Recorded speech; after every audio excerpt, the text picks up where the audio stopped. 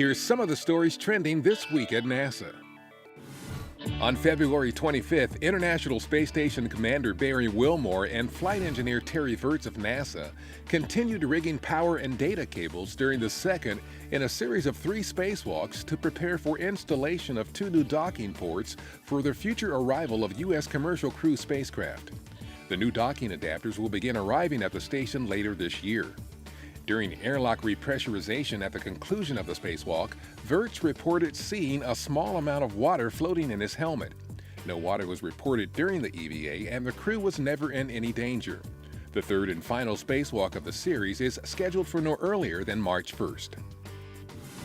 NASA's magnetospheric multiscale mission was previewed during a February 25th news briefing at NASA headquarters. Scheduled for launch March 12th from Cape Canaveral Air Force Station in Florida, MMS's 4 identical Earth-observing spacecraft will work together to provide the first 3-dimensional view of magnetic reconnection, a universal process during which magnetic fields connect and disconnect, producing explosive energy that can accelerate particles up to nearly the speed of light.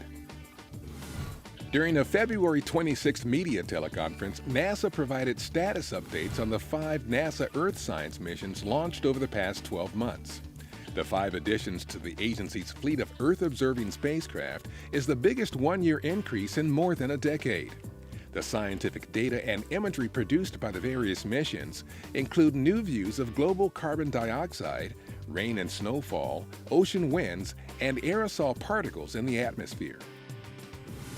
The Soil Moisture Active-Passive mission, launched January 31st from California's Vandenberg Air Force Base, is the most recent of NASA's 5 new Earth science missions. Following a successful checkout phase, the satellite recently deployed its instrument boom and 20-foot wide reflector antenna, a key milestone on its mission to provide global measurements of soil moisture, helping to improve our understanding of Earth's water, energy, and carbon cycles. Marking one of the many steps it is taking to fly NASA astronauts to and from the International Space Station, Boeing, along with United Launch Alliance, recently held a groundbreaking ceremony for the first new crew access structure to be built at Cape Canaveral Air Force Station since the 1960s. The new 200-foot-tall structure will be assembled over the next 18 months at Space Launch Complex 41 and service test pilots, support personnel, and astronauts boarding the CST-100 spacecraft Boeing is developing to fly crews to and from the ISS. And that's what's up this week at NASA.